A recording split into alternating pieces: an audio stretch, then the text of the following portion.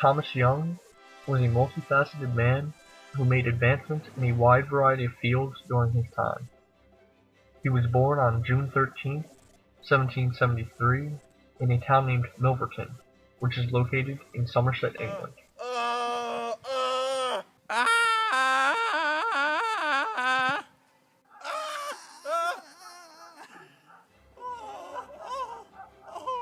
Since his birth, it was recognized that Young was an extraordinary child, as he had begun to read by age 2. He was a Quaker child of a wealthy banker with 10 younger siblings and attended multiple boarding schools from 1780 to 1786, where he inherited his gift for languages, having learned 14 by the time he was 14 years old. Merhaba. Salam. Shalom. Merhaba. Merhaba. Yezu. Yezu. Lorem. Lorem. For higher education, Young attended 3 schools: St. Bartholomew's Hospital in 1793, Edinburgh in Germany in 1794, and Göttingen, also in Germany, in 1795. His main focus was studying medicine, but he also received a doctorate in physics. When Young's wealthy granduncle, Richard Brocklesby, died, Young inherited his money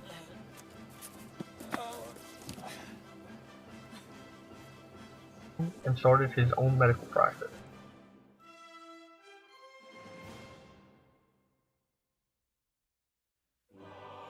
As Thomas Young aged, he began to apply his intelligence to other fields and dabbled in physics, Egyptology, linguistics, and physiology. In his time, Young was well known for his expertise and was a member and, in some, a chairperson for many science-related organizations including the Royal Institution, the Royal Society, the French Academy of Science, and the Royal Swedish Academy of Sciences, among others. Sadly, Thomas Young's brilliant mind was lost on May 10th, 1829, at the age of 56. He died in Park Square, London, England.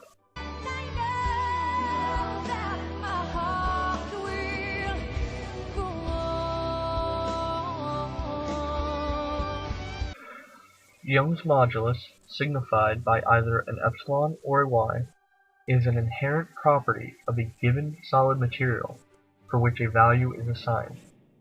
Young's modulus transformed the engineering field by allowing stress or strain to be found using only one of the previously mentioned and the Young modulus value determined for the material. It is also used today in the determination of the speed of sound in solid objects.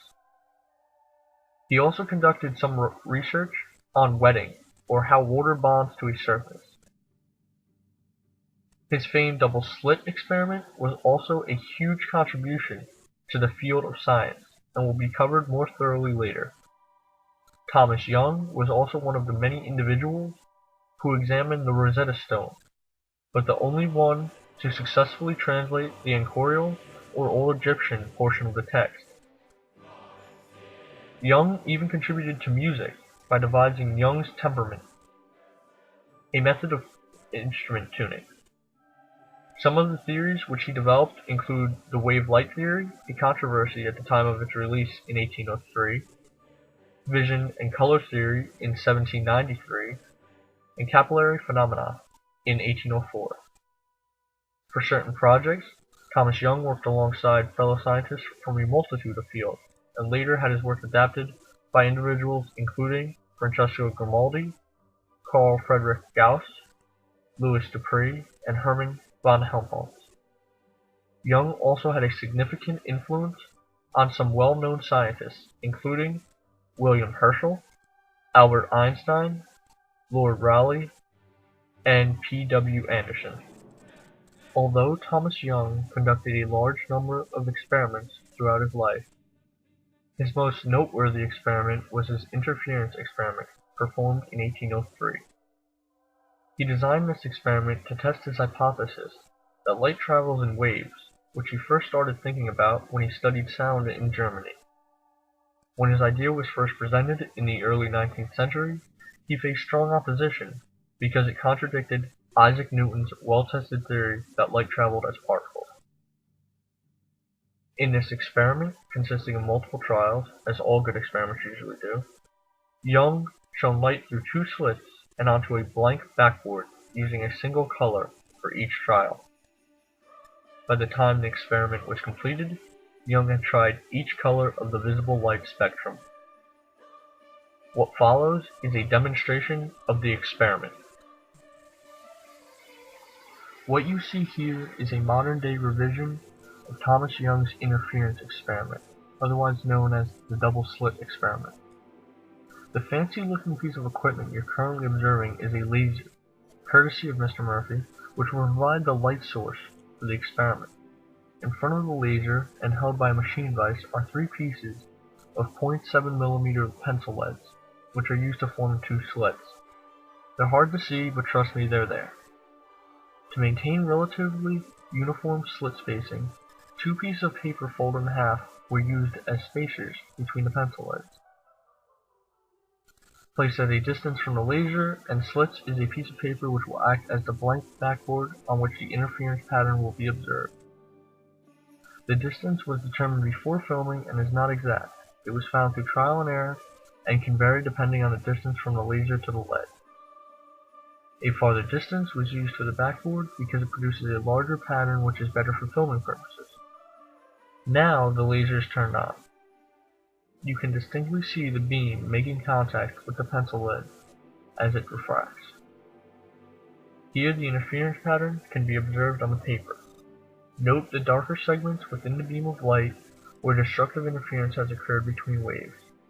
As expected, the center has the greatest intensity.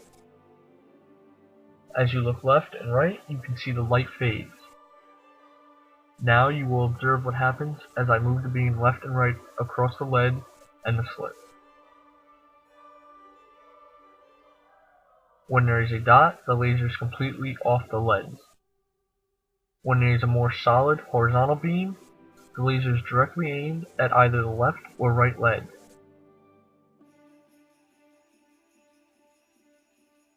When the interference pattern appears, the laser is aimed at the middle lead.